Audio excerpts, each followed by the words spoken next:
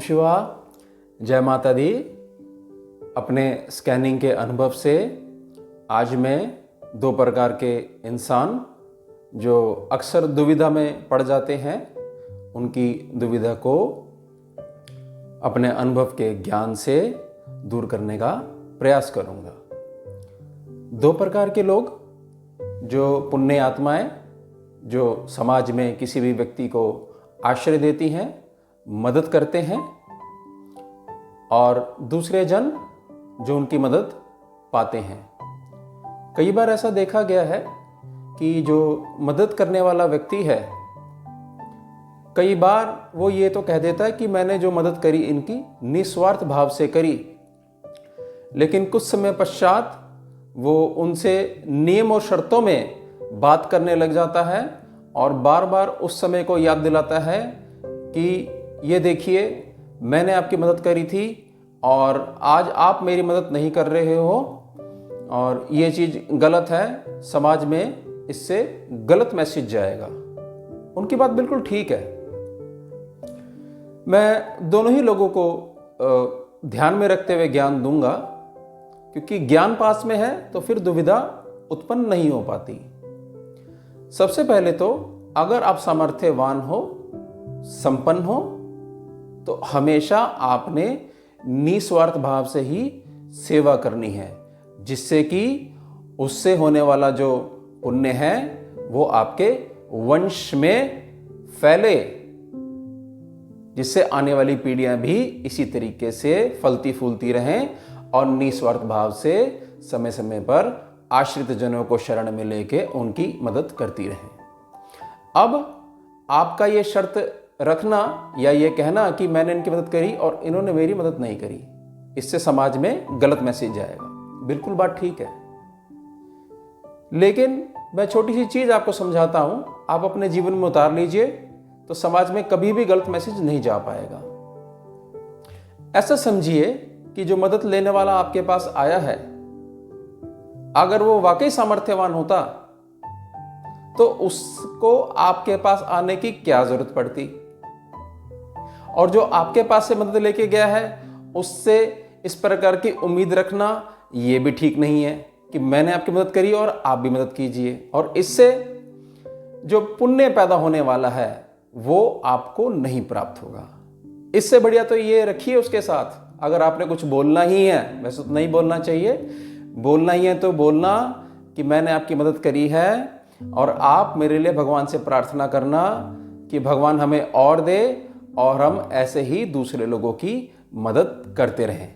ये रखिए शर्त, अगर रखनी है तो, कि मैं एक शर्त पे आपकी मदद करूंगा या करूंगी कि आप मेरे लिए प्रार्थना करना, मैं और मजबूत होना चाहता हूं, मैं और निस्वार्थ भाव से सेवा करना चाहता हूं। ध्यान रखिएगा।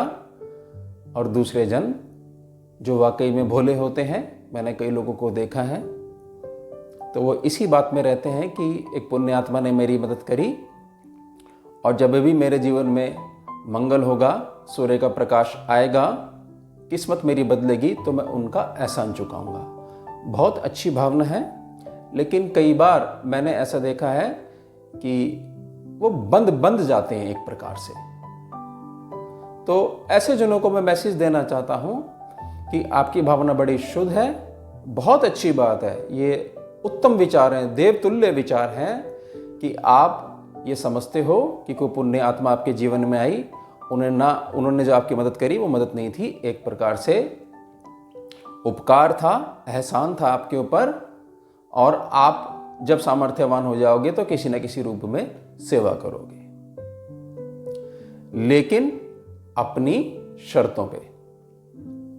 समझिएगा इस बात को, बड़ी गहराई है इस बात में कि मैं उपकार तो चुकाऊंगा, एहसान चुकाऊंगा, लेकिन अपनी शर्तों पे, क्योंकि प्रकृति उसके अंदर भी है और मेरे अंदर भी है और हमारे चारों तरफ भी है।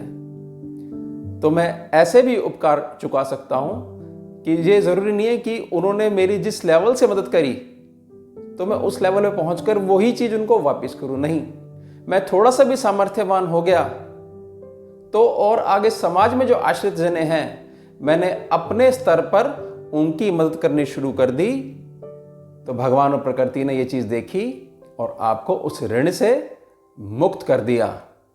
ये ध्यान रखिएगा, जो मदद करते हैं उन्होंने क्या बोलना है कि आप मेरे लिए प्रार्थना करिए, मैं और सामर्थ्यवान होकर मदद करूं।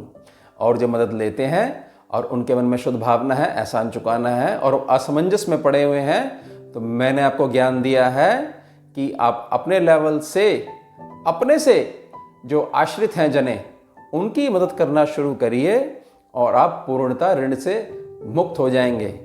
इस तरह के भ्रम में मत पड़िए कि जिस लेवल की मदद आपने प्राप्त करी, उसी लेवल की मदद अगर आप उसी व्यक्ति की करोगे तो ही ऋण मुक्त हो पाओगे।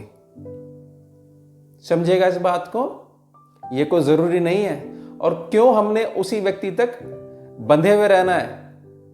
कि हमें उससे सीख लेनी चाहिए कि जैसे उसने मेरी मदद करी, ठीक है, हम इस लायक हो गए कि आज हम उनकी उसी लेवल में मदद कर सकते हैं। तो ये चक्र, ये सेवा चक्र रुकना नहीं चाहिए। इसलिए उससे सीख लेते हुए कि देखिए, जब भी सामर्थ्यवान प्रकृति किसी को बना देती है तो साथ में एक मैसेज भी देती है कि ये आपके अकेले के लिए दिया नहीं गया है। आपको अपने से आश्रित जन जो हैं, जो आपकी शरण में आए हैं या किसी की मदद की ज़रूरत है, आप उनको आगे दीजिए और प्रकृति को बैलेंस करना सीखिए। आपके पास भी जीवन का खट्टा मीठा अनुभव हो या कोई ज्ञान की बातें हो तो ज़रूर कमेंट करिएगा। चैनल को सब्सक्राइब कीजिएगा, बेल आइकन प्रेस कीजिएगा और ज्ञानवर्धक वीडियो लगी हो आपको तो लाइक कीजिएगा, शेयर कीजिएगा। ओम शिवा, जय माता दी।